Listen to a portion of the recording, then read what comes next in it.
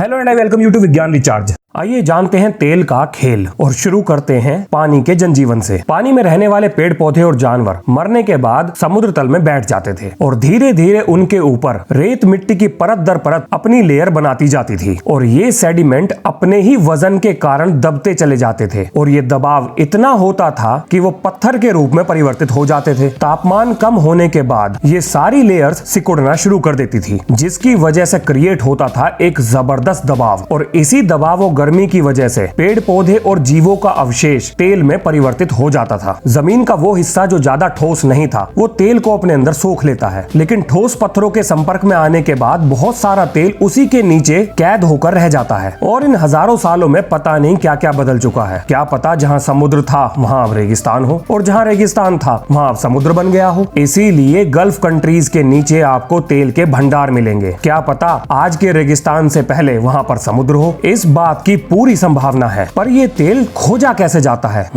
चलो पता करते हैं। यह है जियोलॉजिस्ट के द्वारा इस्तेमाल किया जा रहा एक डिवाइस और तेल ढूंढने के लिए इसकी पूरी चेन उस जगह पर लगाई जाती है जहां पर हम ऑयल ढूंढना चाहते हैं। इनका काम होता है जमीन से आने वाली एकोज को चेक करना। और ये एकोज कैसे पैदा होंगे? इसके लिए ट्रक के पीछे बहुत ज्यादा हैवी लोड को बांधकर जमीन पर गिराया जाता है, जो कि बहुत तेज वाइब्रेशन प्रोड्यूस करता है और जब ये वाइब्रेशन धरती के नीचे जाते हैं तो खाली जगह मिलने पर ये वाइब्रेशन टकरा के ऊपर आ जाते हैं, जो इस डिवाइस पर डिटेक्ट हो जाते हैं। लेकिन समुद्र में तेल कैसे ढूंढेंगे? तो उसके लिए पानी के जहाज से कंप्रेस्ड एयर की शॉक वेव छोड़ी जाती हैं, जो समुद्र तल पर टकराकर वापस आती हैं और यहां से इकट्ठा किए गए डाटा को अच्छे से एनालाइज करके तेल की खोज की जाती है। और भैया क्योंकि तेल निकालने में होगा $1 बिलियन का खर्चा, तो अंदाजे में तो ये काम नहीं किया जा सकता। इसलिए अब उस डाटा को अच्छे से एनालाइज किया जाएगा, हर एक चीज को बहुत बारीकी से परखा जाएगा, गहराई से जमीन के कुछ सैंपल निकाल कर उन पे टेस्टिंग की जाएगी और जब सारी बातें एक तरफ इशारा करेंगी तभी ड्रिलिंग का काम शुरू होगा। एक बार ड्रिलिंग साइट फाइनल होने के बाद अब शुरू होता है मेहनत का काम। ड्रिलिंग का सारा जुगाड़ तैयार करने के बाद उसको एक रोटेटरी टेबल पर फिट किया जाता है और यही रोटेटरी टेबल जमीन के नीचे ड्रिल को घुमाती है। अब क्योंकि जमीन के नीचे धड़ाधड़ कटाई चालू हो रही है तो उस कटे हुए मलबे को ऊपर लाने की भी जिम्मेदारी है। तो इस कटे हुए मलबे को ऊपर लाने के लिए पाइप के अंदर छोड़ा जाता है पानी, जिसके दबाव से कटा हुआ मलबा ऊपर की तरफ आ जाता है। अब जैसे जैसे ड्रिल नीचे जाएगी तो उसकी लंबाई को बढ़ाने के लिए उसमें और पाइप कनेक्ट किए जाएंगे। नीचे जाती हुई ड्रिल के प्रेशर को मेंटेन करने की जिम्मेदारी ड्रिलर पर होती है। वो अपने अनुभव और जरूरत के हिसाब से ड्रिल बिट का प्रेशर मेंटेन करता है, क्योंकि अगर उसने कुछ गड़बड़ करी तो ड्रिल टूट सकती है। जैसे जैसे मलबा ऊपर आता जाएगा तो इंजीनियर्स और साइंटिस्ट इस मलबे के ऊपर करेंगे टेस्ट, ताकि वो इस बात का अंदाजा लगा सकें कि जिस जगह वो ड्रिल कर रहे हैं वहां तेल मिलने की संभावना है, क्योंकि ऐसे खर्चे का क्या फायदा जिससे कुछ हाथ ही ना लगे। अब ऐसा तो होगा नहीं कि ड्रिल आपने डाल दी और वो चलती ही जाएगी, वो घिस भी सकती है और टूट भी सकती है। तो ऐसा होने की स्थिति में हर एक पाइप को निकालकर उसको खोला जाता है और उसके बाद नई ड्रिल बिट लगाकर दोबारा काम चालू किया जाता है। यहाँ पर एक चीज जानना और जरूरी है, हमेशा एक तरह की ड्रिल बिट ड्रिलिंग का काम नहीं कर सकती। जैसे जैसे पत्थर की वैरायटी बदलती जाती है उसी हिसाब से ड्रिल बिट को भी बदला जाता है और ये काम लगातार 24 घंटे चलता है। इसमें कोई भी रेस्ट आवर नहीं होते, शिफ्ट बदलती रहती है, नई टीम आती जाती रहती है और काम चलता रहता है। इतनी मेहनत के बाद भी हर 10 बार ड्रिल करने पर आपको सिर्फ एक बार ही तेल मिलेगा। ऐसा नहीं है कि जहां पर आपने ड्रिल करा वहां तेल नहीं था, बिल्कुल था, लेकिन या तो उसकी क्वांटिटी बहुत कम थी या फिर जमीन के नीचे इतना प्रेशर नहीं था जो उस तेल को ऊपर की तरफ फेंक सके। पर कई बार चीजें आपके कंट्रोल से बाहर होती हैं। मान लीजिए नीचे ड्रिल करते हुए जमीन की कंसिस्टेंसी चेंज हो जाए तो अचानक से वो ड्रिल को रोक कर पाइप को तोड़ सकती है। अगर एक बार ड्रिल पाइप टूटा तो समझो हो गया सत्यानाश। अब आपके पास बहुत ही लिमिटेड ऑप्शंस बचे हैं। सबसे पहला काम, किसी भी तरह से बस नीचे से वो ड्रिल बिट एक बार निकल जाए, तो उसके लिए एक और ड्रिल बिट को नीचे भेजा जाता है जो उस पाइप के अंदर थ्रेड बनाकर उसे अपने साथ खींच सके। पर अगर अगर वो छेद ही कोलैप्स कर गया जहां पर आप ड्रिल कर रहे हैं, तब क्या होगा? तब आप पाइप को उड़ाकर बचे हुए हिस्से को ऊपर खींच लेंगे। अब उस जगह पर ड्रिल करना संभव नहीं है, मतलब लग गई आग पैसों में। अब आपको उसे बाईपास करना ही होगा, जिसके लिए स्पेशल डिविएशन इक्विपमेंट बनाए गए हैं, जो कि पहले से निर्धारित एंगल पर ड्रिल करना शुरू कर देते हैं। और सिर्फ ये अकेली मुसीबत नहीं थी। मान लेते हैं कि ड्रिल करते हुए अचानक से जमीन के नीचे प्रेशर बढ़ जाता है और बहुत तेजी से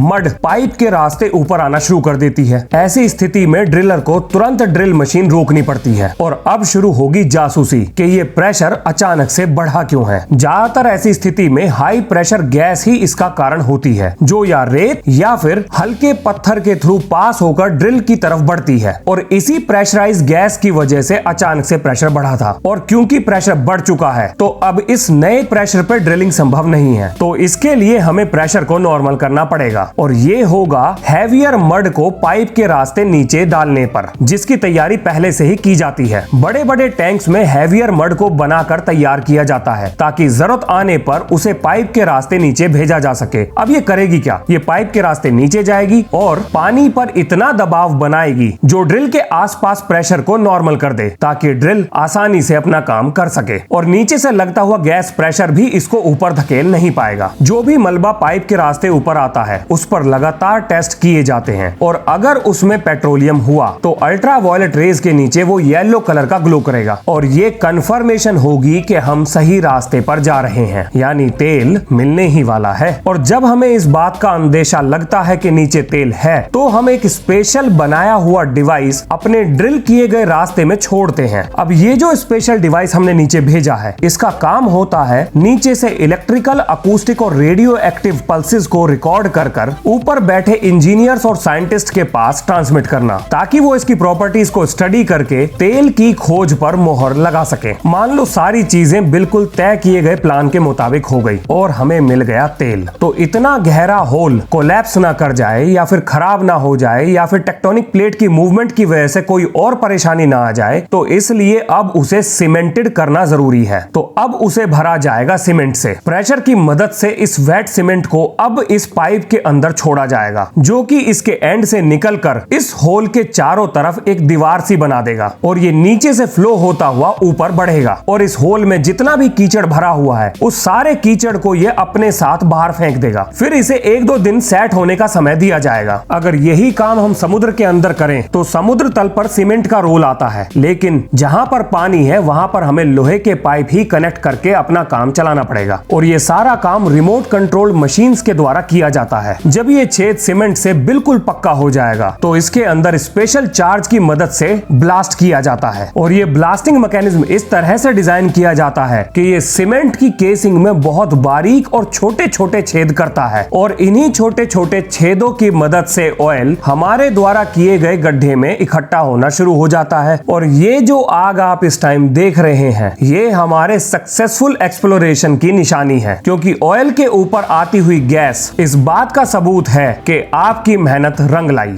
अब क्योंकि एक ऑयल वेल पूरे तेल को निकालने के लिए काफी नहीं होगा, तो हमें और भी बहुत सारे ड्रिल करने पड़ते हैं, और इन नए ड्रिल किए गए होल की मदद से जमीन पर हम इसका 3 डायमेंशन स्ट्रक्चर बना सकते हैं, जिससे हमें बिल्कुल आइडिया लग जाता है कि नीचे कितना तेल हो सकता है और उसे किस तरह से निकाला जाएगा। और समुद्र में फ्लोट करते हुए स्ट्रक्चर पर जगह जगह ड्रिल करना तो संभव नहीं है, इसलिए डेविएशन ड्रिल टेक्निक का इस्तेमाल करके समुद्र तल पर अलग अलग जगह ऑयल को एक्सप्लोर किया जाता है। लेकिन अगर मान लो जमीन के नीचे प्रेशर घट जाए तो ऑयल ऊपर कैसे पंप होगा, क्योंकि अगर नीचे प्रेशर ही नहीं रहा तो ऑयल को ऊपर कौन धकेलेगा। तो ऐसी स्थिति में मेन वेल के आसपास बनाए गए वेल्स में पानी भरा जाता है, ताकि वो नीचे जाकर इतना दबाव उत्पन्न कर सके जिससे मेन वेल के थ्रू ऑयल की सप्लाई बनी रहे और हम अपनी मेहनत के बदले में तेल की एक एक बूंद को निचोड़ सकें। अब जहां पर आपने ऑयल फील्ड बना रखी है, अब उस ऑयल को वहां से